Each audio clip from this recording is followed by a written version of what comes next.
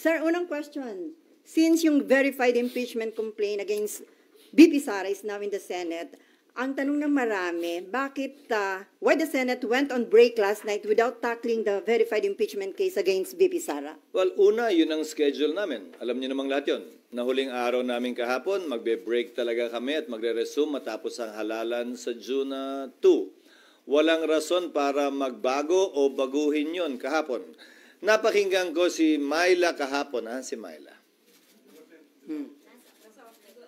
Tinatanong si Senator Pimentel, bakit daw walang nagtanong? Sasagutin ko yun.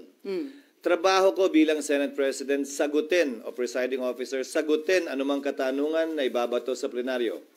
Pero hindi ko trabahong tanungin yung mga miyembro kung bakit hindi sila nagtanong at anong nasa isip nila, ba't hindi sila nagtanong. Fact is, walang nagtanong dahil hindi pa naman officially informed ang Senado, ang plenaryo, kaugnay sa paghahain ng impeachment complaint. Dahil dadaan pa ito sa isang proseso sang-ayon sa rules at practice at procedure ng Senado kaugnay ng mga impeachment complaints. So, sir, mali yung impression na parang may napag-usapan ba na wag itong itackle sa Senate plenary? Walang caucus na naganap, walang usapang naganap sa pagitan ng mga miyembro ng Senado kaugnay nito o kaugnay ng anumang bagay. Bago kami nag-adjourn kahapon, nung Martes, nung Lunes, kahit nung nagdaang linggo, wala kaming pagpupulong na formal kaugnay nito. So what will happen now on the articles of impeachment? As Senate President, it's your call, di ba, sir? So what is your plan? Isa-isayin muna natin. Sang-ayon sa rules ng Senado, kapag kami inihaing articles of impeachment or complaint or resolution on impeachment sa Senado, the Senate President, nakalagay sa rules namin, shall take proper order of the subject of impeachment. Ngayon, ano bang ibig sabihin ng shall take proper order of the subject of impeachment? Hindi nung impeachment complaint, hindi nung impeachment, but the subject of impeachment.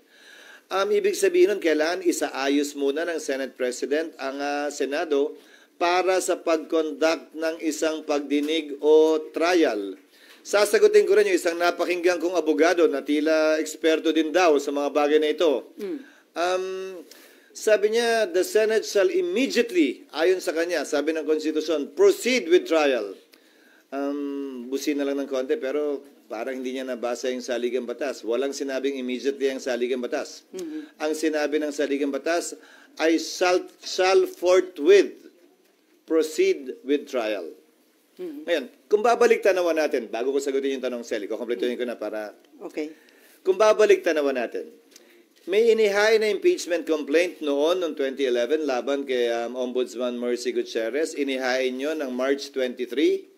Nag-adjourn ang Senado ng March 26. Walang ginawa ang Senado noon. Nagsimula ang trial May 19. Mahigit kulang-kulang isang buwan ang lumipas dahil magre-recess din sila noong mga panahong yon.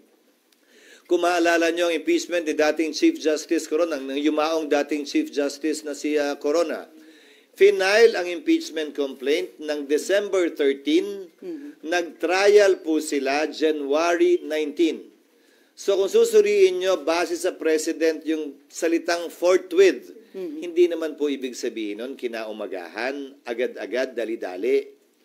Mahigit 2 buwang inupuan, pinag-aralan, binasa, tiningnan ng Kamara yung mga impeachment complaint na nakabinbin.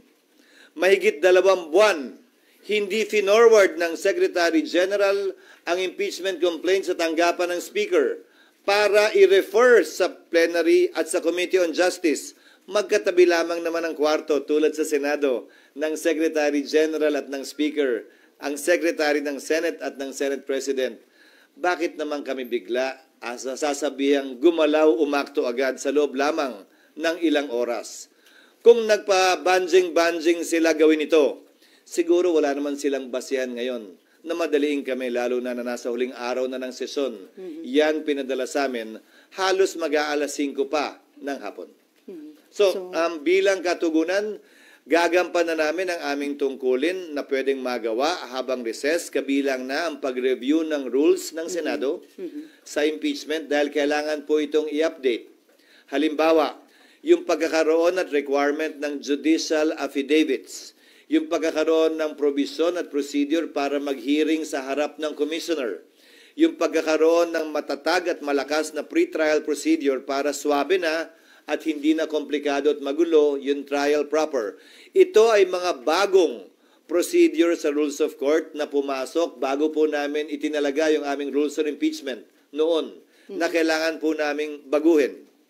Pangalawa, kailangan pa rin pag-aralan siyempre ng Secretary General ng Senado, ng Secretariat ng Senado, yung impeachment complaint mismo. Tinanggap lamang namin yung kahapon. So dun sa nagsasabing, bakit hindi agad-agad binaba sa baba? May trabaho po kaming kailangan gampanan. Halimbawa, sang-ayon po kasi sa e-commerce law at sa e-gov law, pwede naman maglagay ng e-signature. Hindi ba? Sa resolution, sa bill, sa committee report. Pwede ang e-signature dahil hindi po yan verified. Subalit, ang complaint or resolution on impeachment, verified po yan. Pinanumpaan dapat yan sa harap ng Secretary General ng Kamara. Susuriin pa po isa-isa ng Secretary ng Senado yung mga pirma kung e-sig ba yun o wet signature. Bawal po ang e-sig. Dahil kailangan pinanumpaan ito. Paano ka manunumpa sa harap ng SecGen kung inutos mo lang yung opisina mong i-affix yung e-sig? Meron naman pong app, gagamit kami ng iba't ibang app para makita at malaman kung e-sig nga ba siya o wet signature.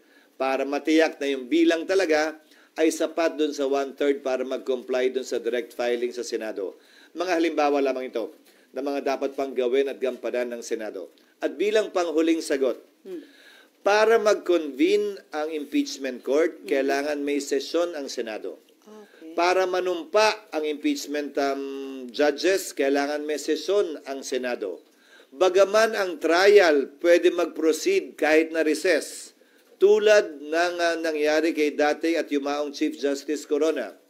Dapat ito'y masimulan, makonvene at mapanumpa ang mga judges kapag may sesyon.